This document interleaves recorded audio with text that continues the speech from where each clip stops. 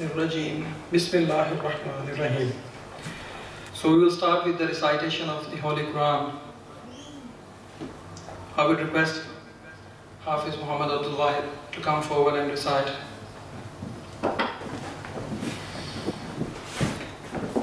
أعوذ بالله من الشيطان الرجيم.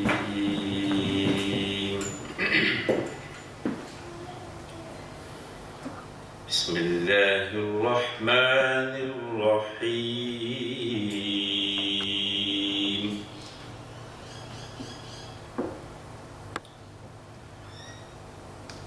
يا بني إسرائيل اذكروا نعمتي التي أنعمت عليكم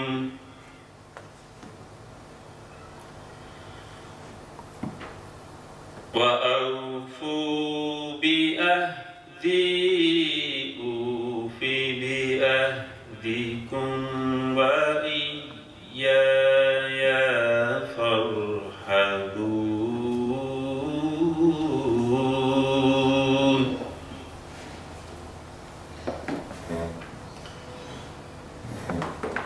وآمنوا بما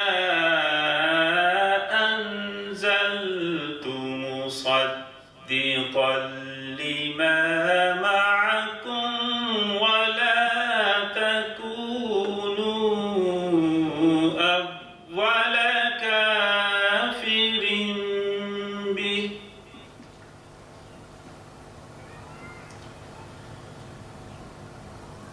ولا تشتروا بآياتي ثمنا قليلا وإياي فاتقون.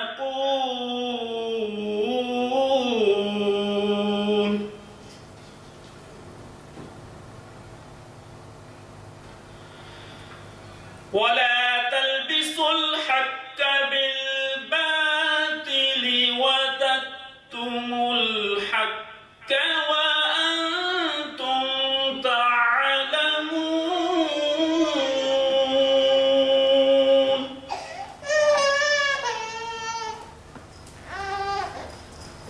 وأقيموا الصلاة وآتوا الزكاة واركعوا مع الراكعين.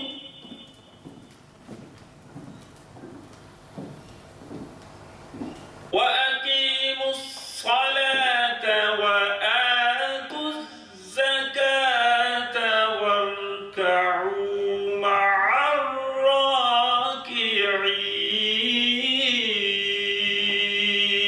الراكعين. آمنت بالله صدق الله العظيم.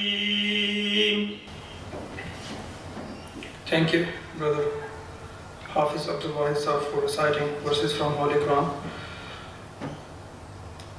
It is my pleasure to call my distinguished guests of today's conference to come and take the guest seat. So first, I would call Dr. Phyllis Gorfain to come forward and take the guest seat, please.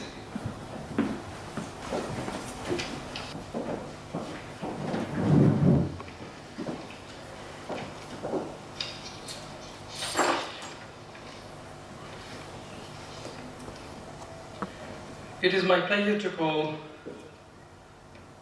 my second guest, Bhakta Dasa, to please come forward and take the guest seat. Thank you.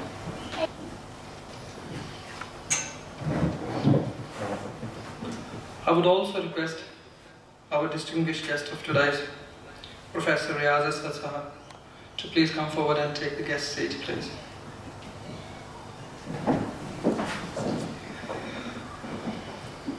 I would now request Hafiz Abdul Wahid Sahib to please come forward and take the guest seat.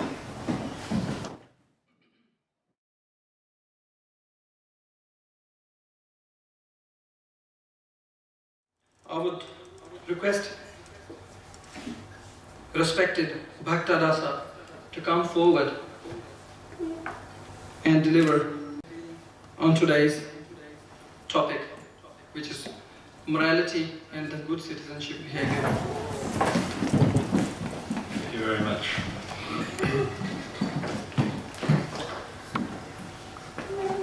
As I said, my name is Bhakta dasa.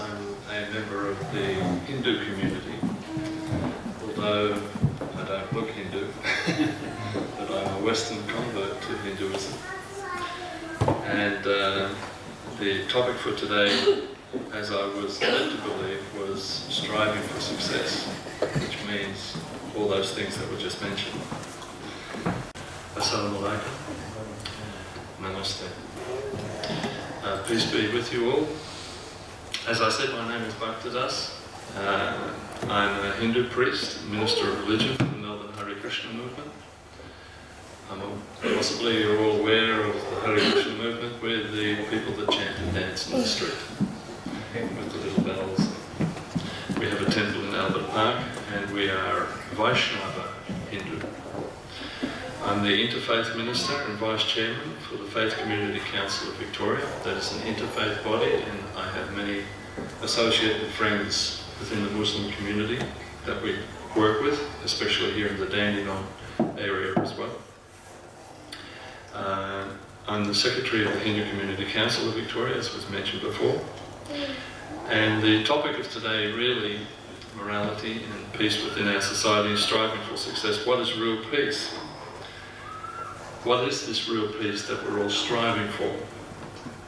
Hence today, Harmony Day. Now there are many ways in which an individual is striving for peace and harmony in their lives, and to what level they achieve this peace will be determined how successful they feel about themselves. In today's material world, success in life is popularly measured by looking solely at a person's professional and family life. Do they have a good job, well-paying job, a large home, highly educated spouse, intelligent children? Do I have the latest car? Do I have the latest iPad? Do I have the latest computers? All these things, in a relative way, are the measure of success in our materialistic society. If the answer is yes, then they are considered to be successful in today's society. Parents are naturally focused on making sure that their children are successful in life, which is a good thing. However, unfortunately, some parents feel that their children's participation in religious activities, the studies in religious activities, is a complete waste of time, meaning that it contributes nothing at all to them being successful. I have personal experience of this. When 35 years ago I wanted to take a religious track, a very devout religious track, my family and friends were very critical. Why are you doing this? You're an intelligent person, you have achieved things within university, you have potential to do so much in the material world, you could be a company manager, and yet you're choosing to become a mendicant, someone with spiritual aspirations, studying the scriptures. How is this successful? It was later proved that actually the measure of success can sometimes be seen very quickly. I have brothers and sisters who all went down this material side of success, with the consequent results: bad marriages, business breakups, children leaving home, so many different material things that went wrong. Our situation, my wife and my children's situation, was that our life was based on spirituality. It was harmonious, it was peaceful, we had everything that we ever wanted, God provided for us. And my parents, who were the major critics of us and the lifestyle that we chose, had to admit that actually there's more to life than being materialistically successful. So this attitude is based on incorrect conceptions about religion or spiritual life. Someone who has these incorrect ideas may say, Major religions encourage us to look at the material world that is something temporary and that it's not important and thus take no interest in material success. That means that if you take up a religious point of life, then you're no longer interested in material things. The religion values world renunciation, renouncing the world, and thus stand against acquiring wealth and enjoying life. So if you renounce the world, you can't have wealth and you can't have enjoyment. Religion's devotional practices, such as attending a temple, a mosque, a synagogue or a church, are for the simple, uneducated people and not for educated professionals. These three concepts are of course incorrect, because the truth is, in all religions, when properly taught and practiced, help us to be more successful in all dimensions of our life. In the sacred Vedic scriptures of India, it is noted that there are four main aims of human life, and they are called Dharma, Artha, Kama and Moksha. Dharma is the guiding principle of the other three. As defined, it's the proper way to pursue wealth, pleasure, liberation from this material world. So it's the fulfillment of virtue, good works, duties to one's family, responsibilities, restraints, observances, performance of one's path in the service to the broader community. The next is Artha. Artha is the material welfare and abundance, money, prosperity, possession. It includes the necessities of life, like food, money, clothing, shelter. It extends to the wealth required to maintain a comfortable home, raise a family, fulfill a career, perform religious duties, financial independence, freedom from debt, worthy children, good friends, leisure time, so on and so forth. Protecting creatures, offering hospitality to guests, these are all Artha. In other words, Artha measures not only the riches that one acquires, but also the quality of life, providing the security needed to pursue a successful life. The next one is Kama. Kama is earthly love, aesthetic, cultural fulfillment, pleasures of the world, joys of family and friends, intellectual satisfaction, happiness, security, physicality, creativity, usefulness and inspiration. These are karma. Moksha is the last one. Moksha is mukti. It's freedom from the rounds of birth and death. It occurs after our past deeds have been resolved and realization of our true nature, that being that we are not these material bodies, but we are spirit soul. The desire for moksha only comes after a soul has pursued and been successful in fulfilling dharma, artha and karma for many years, perhaps lifetimes, as the followers of the Vedic scriptures believe in reincarnation, so that the individual is no longer attracted to worldly joys or sorrows. To learn these specific religious disciplines and the pursuit of truth, one has to take shelter of a spiritual teacher. There has to be a teacher to guide and direct a person. And our term for that spiritual teacher is guru, which means heavy. Someone that can give you the right direction. Sometimes we don't want to take a particular direction, a spiritual direction, and so we need someone to clearly explain this is what has to be done. So this is guru. He or she is a self-realized person who can teach us about real success in life. It is the steady guidance for dharma, artha and karma that ultimately leads a soul to moksha. This moksha principle is this understanding that we are not these material bodies, but we are spiritual personalities. We are a living spark within this body. But they say, as they say in the advertisements, wait, there's more. So apart from that, an intelligent person of the world must know that the complete success of human life is not simply seeking after various sense gratifications, even if it is very sophisticated and refined. Human life is meant for inquiring about the ultimate truth, the highest truth, the greatest truth. So the Vedas, the Vedanta Sutras, the scriptures again of the Hindu tradition, says, Atato Brahmaji Yasya. Now is the time to inquire about the absolute truth. In this human form of life, one should put many questions to oneself and to one's intelligence.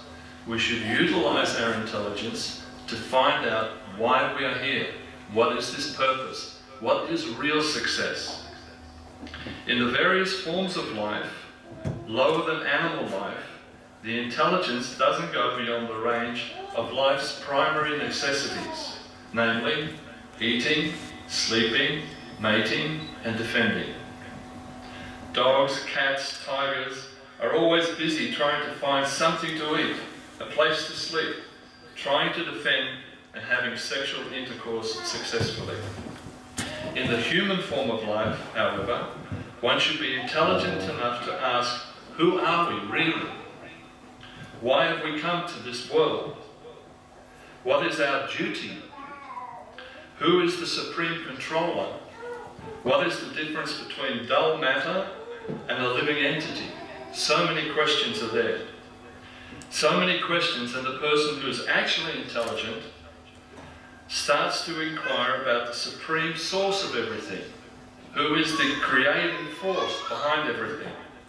What today in science, in quantum physics, is called creative intelligence. Even the scientists, who for many centuries have been atheistic, now with the growth of science and the understanding of science, they too are coming to the point of saying this all just didn't happen by some accident, by some big bang or some accident within the universe. They also understand now that there is a creative intelligence, a force that set the whole thing in motion. This human form of life is meant to be inquiring about that, about Brahman, what we in the Hindu tradition and the Vedic tradition call Brahman, the Supreme Spirit. The learned spiritual teacher, our Guru, or the prophets, will direct the student to the position of civilized human life. The main business for a harmonious life, a successful life, is to inquire about this absolute truth. Yet nowadays, thanks to our so-called educators and leaders, people are being misled.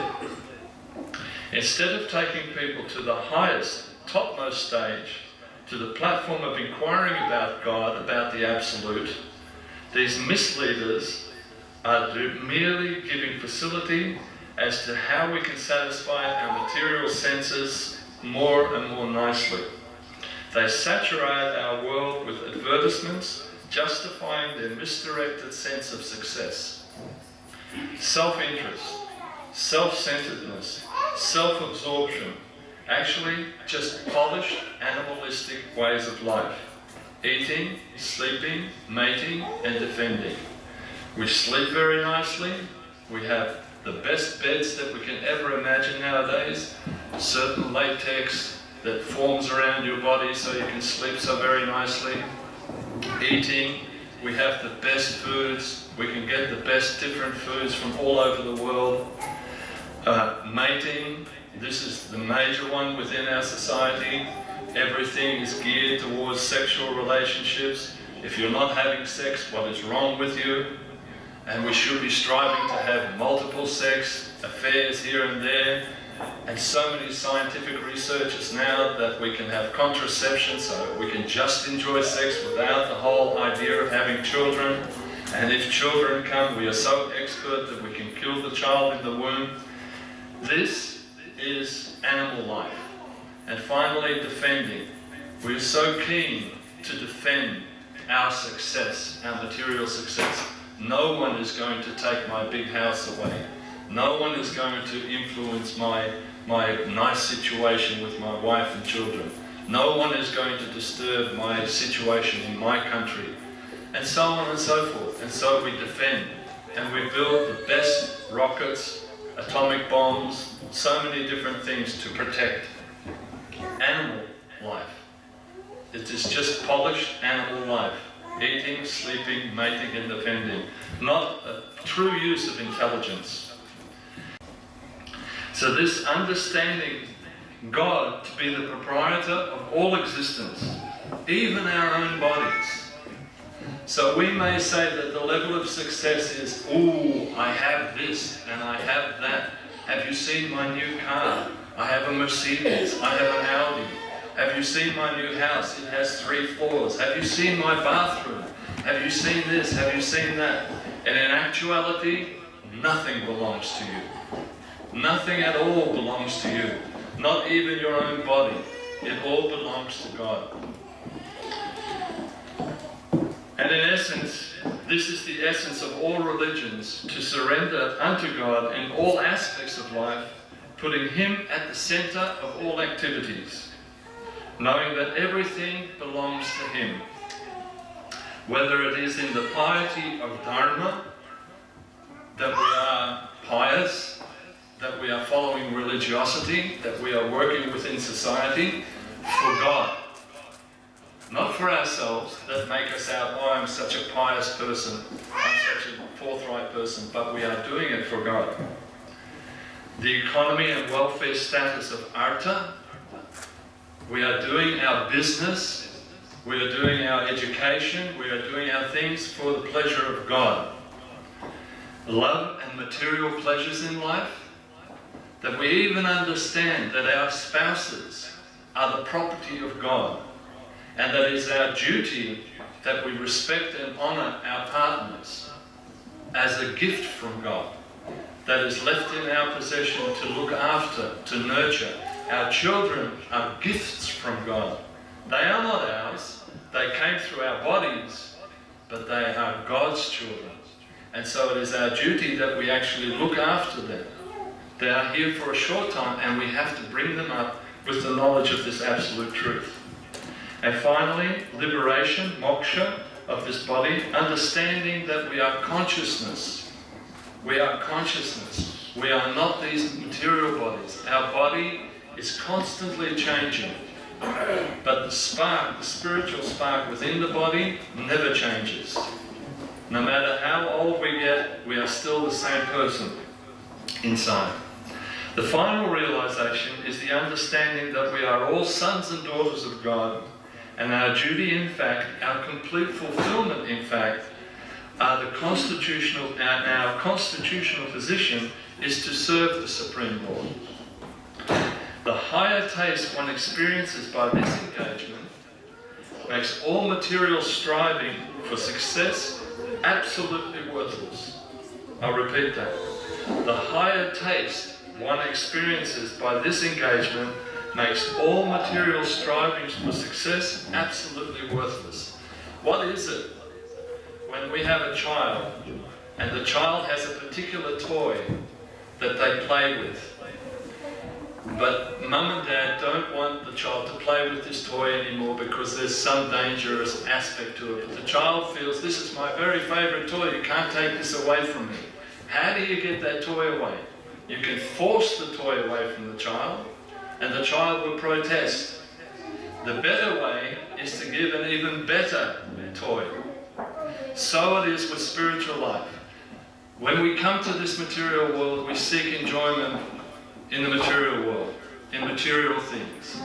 The higher taste is to give spiritual enjoyment. And that spiritual enjoyment is the highest taste that one can get. When we hear the prayers from the Quran, who is not moved by the beautiful verses that are expounded? Who's not moved by the poetry which is glorifying the Supreme Lord? We feel it within our fibre of our being. If you're a sensitive person, even if you're not of a particular faith, you feel it in your body. Your body reacts to it. There's a peace, there's a quiet, there's a contentment. If you hear a Gregorian chant from the Christian tradition, you feel it. If you go and hear the bhajan in the Hindu tradition, you feel it. It is not that only in a particular religion do you experience this. We can experience it in all traditions, and it is completely fulfilling. Examples of great saintly people of faith traditions attest to this. Again, let me quote Lord Jesus Christ. The kingdom of heaven is within you. Why are you seeking all pleasure here when the kingdom of heaven resides within your heart? When we're talking about heaven, this would certainly be a great achievement, a great success to captivate heaven. The Prophet Muhammad also, peace be upon him, states that life of this world is only the enjoyment of deception. That's the Quran 3:185. To serve God completely while we're in this material world with our body, mind, words and deeds will bring about complete happiness, fulfillment and the greatest success. The greatest success. And it is stated in all the scriptures, if we make one step towards God, Krishna, Allah, Jehovah, if we make one step towards Him, He makes 100 steps towards us. Allah, Krishna, is waiting for us to come back to Him. We simply have to turn to Him. And when we do, He sees, oh, they're wanting to come back to me, they're wanting to please me, I will give them blessing. He's the creator of all happiness. We seek some material happiness in this world, it is a fleeting, it is a pinch compared to the happiness which is reposed in His association. To serve God completely in this material world, we have to serve Him with mind, words and deeds. Eternality, that we are taken from this material world, that we live eternally with God, in bliss, complete happiness, not fleeting happinesses that we have in this material world, but complete everlasting happiness and full knowledge. Being a member of the Hare Krishna movement, we are known for our calling out to God by His holy names, either in the streets of all the major world towns or privately in meditation on our meditation beads. With the Maha Mantra. Mantra is a word of liberation. And the Maha Mantra means a great word of liberation, a great mantra for peace, deliverance and success. So most of you know this mantra. The mantra what we profess and we chant all over is Hare Krishna, Krishna Krishna, Hare Hare, Hare Rama, Rama Rama, Hare Hare. My dear brothers and sisters, thank you very much for inviting me here today. And I really appreciate that you've invited us, and in the spirit of interfaith and connection between the different faiths, I really appreciate the opportunity to speak today. Thank you very much. Namaste.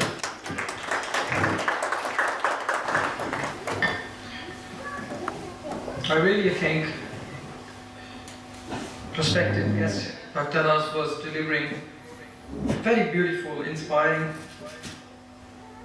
full of knowledge, very good speech in exploring different dimensions of success and explaining the real meaning of success.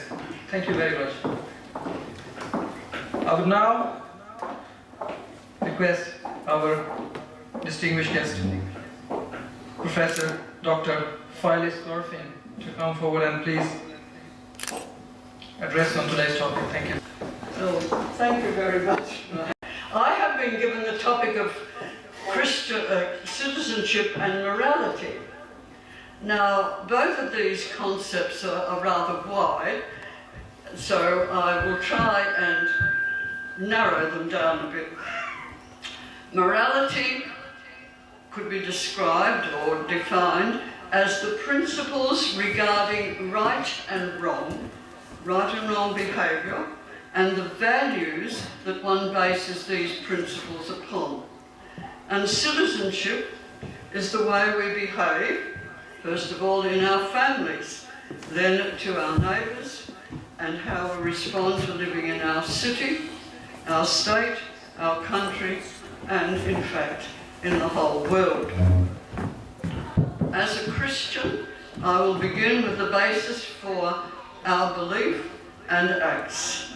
Jesus, when asked, "What is the greatest commandment?" he replied, he's taking words from the Old Testament, actually, the Hebrew scriptures, when he said, love God with all your heart, with all your mind, with all your soul.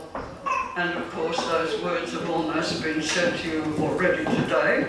And the second is, love your neighbour as yourself. Now, I'll concentrate on the second, because I'm quite convinced that each of you is here because you love God and that you serve God in what you do. And for an example of good citizenship, I'd like to take the recently deceased football player, Jim Steins. His family was offered a state funeral because he was a well-regarded footballer.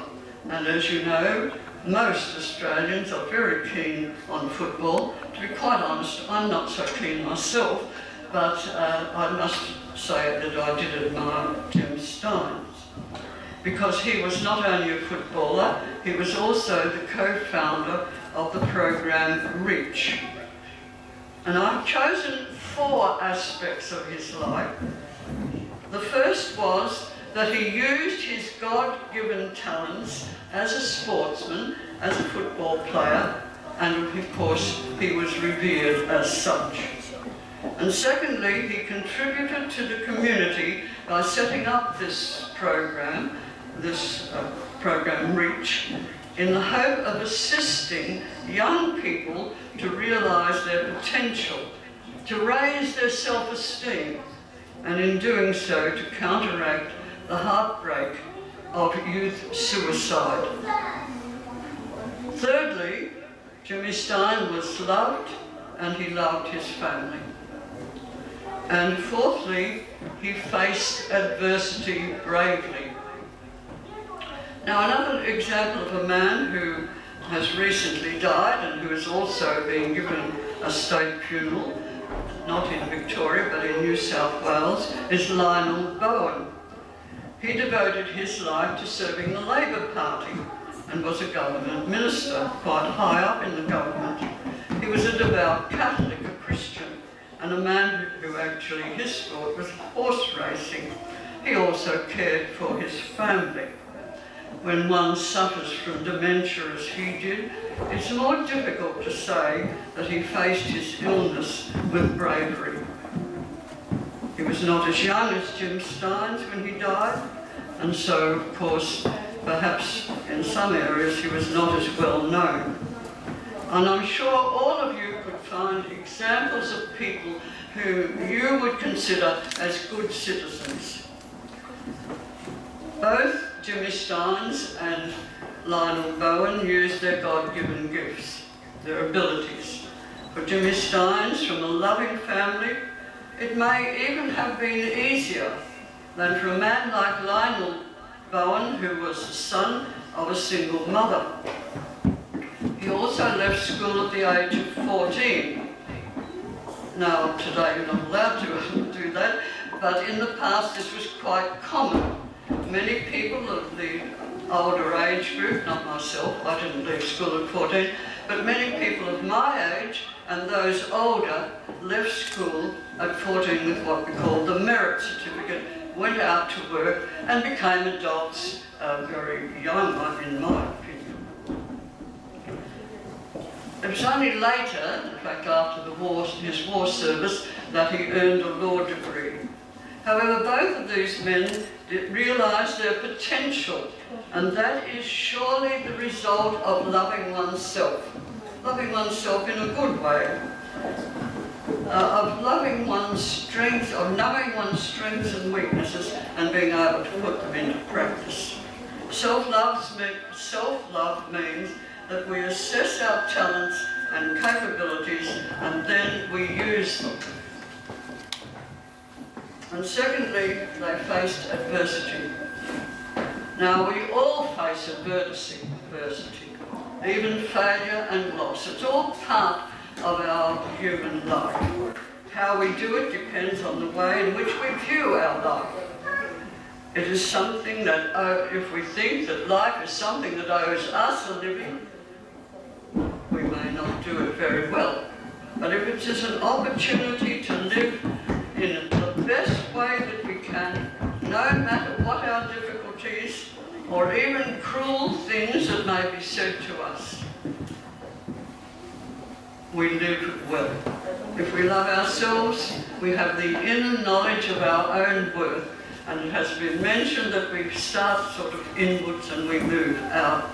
As creatures of a loving God, we are, each of us, of great worth. To be a good citizen is to live in and contribute to the community. We have a fine example who did this by the means, with another man, of setting up that REACH Foundation, so that the community, and especially the young in the community, could face life more realistically and with verve.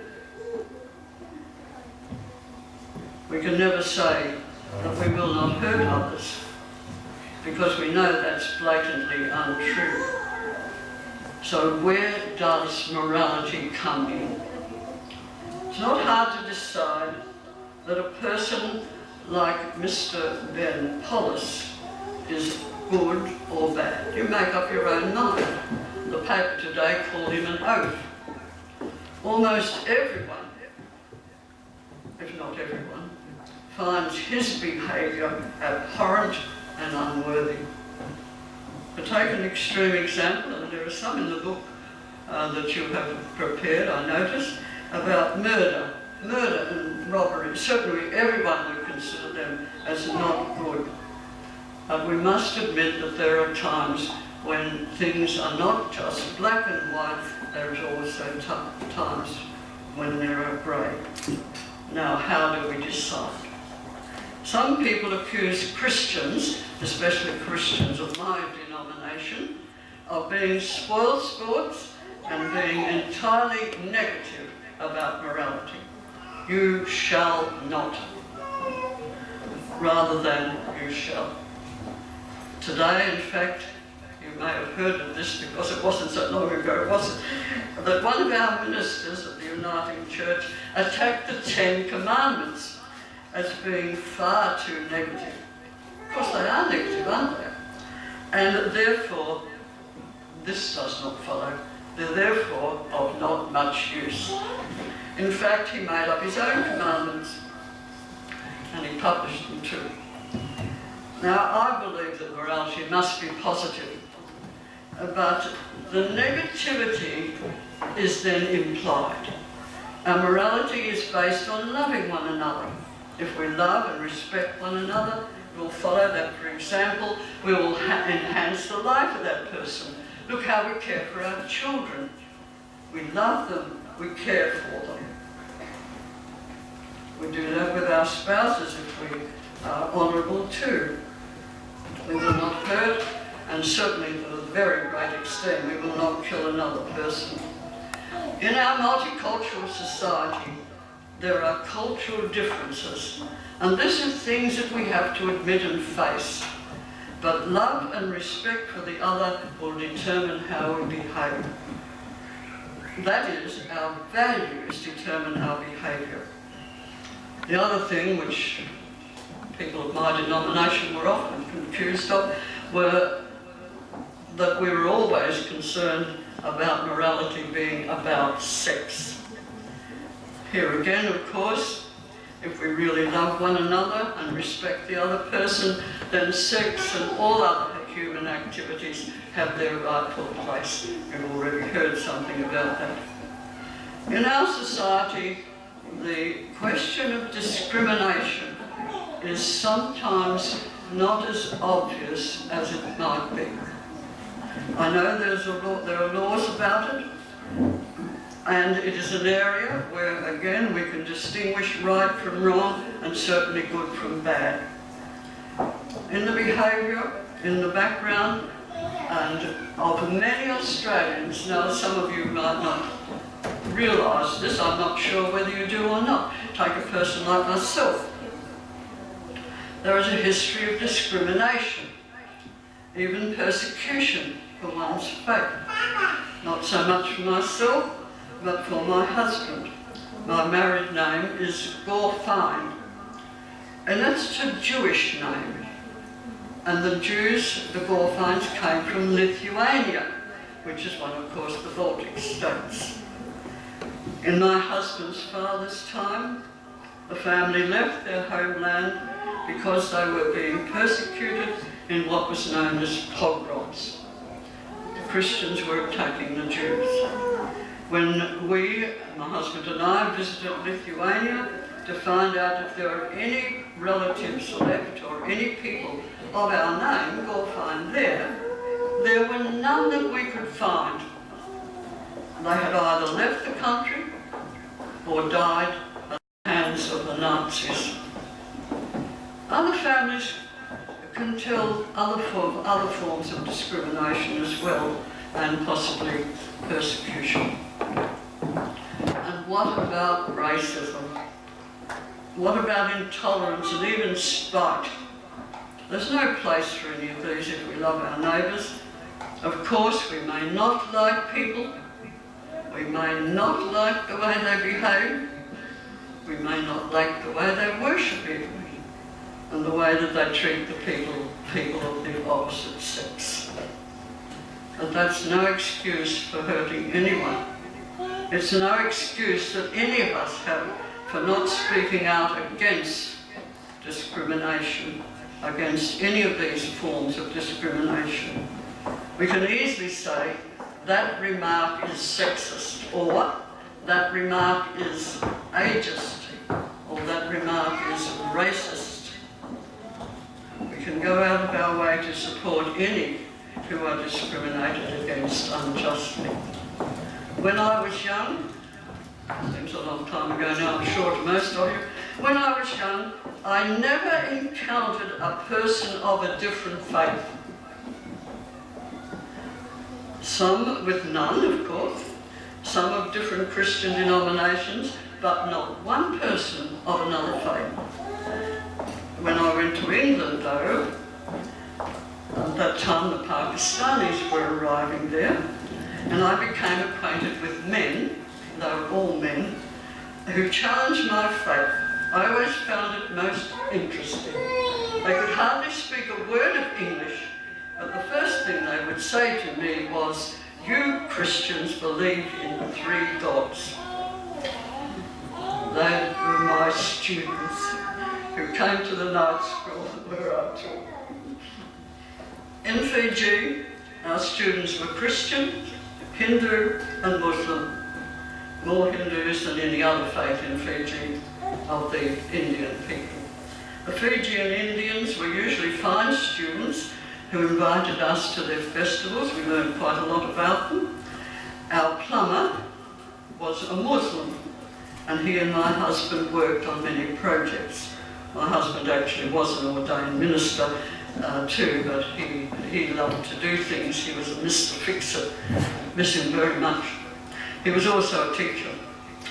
We grew to respect other people, not only the young people that we taught in our school, the high school where I taught then, but also adults of other faiths. When I retired, I came to Noble Park, and there we had the privilege of meeting people in many numbers of faith traditions. It's an enriching experience. It helps extend the meaning of neighbour. I would that all could have a similar experience of meeting people of different faiths face to face, of learning about their traditions and growing in respect, or in other words, in love of neighbour, the very basis of our morality. And if we did so, we'd learn to treat others as we wish to be treated, or to use the words of the Golden Rule, to do to others what we would that they would do to us. Now, time really does not allow me to speak about how we can be good citizens and good creatures of the earth. The need to reach out is great and is varied. There is much to do to make our homes and our country and our world a better place. As a Christian, I have my morality and concepts concept of Christian citizenship. I base it on the commandment to love my neighbour. I'd like to thank you. Thank you. Thank you very much, Dr. Phyllis Gorfain. Very well said. A very enlightened speech on morality and citizenship. Thank you very much. I would now invite Sahibzada Hafiz Abdul Wahid Sahib to deliver a lecture on today's topic. Thank you.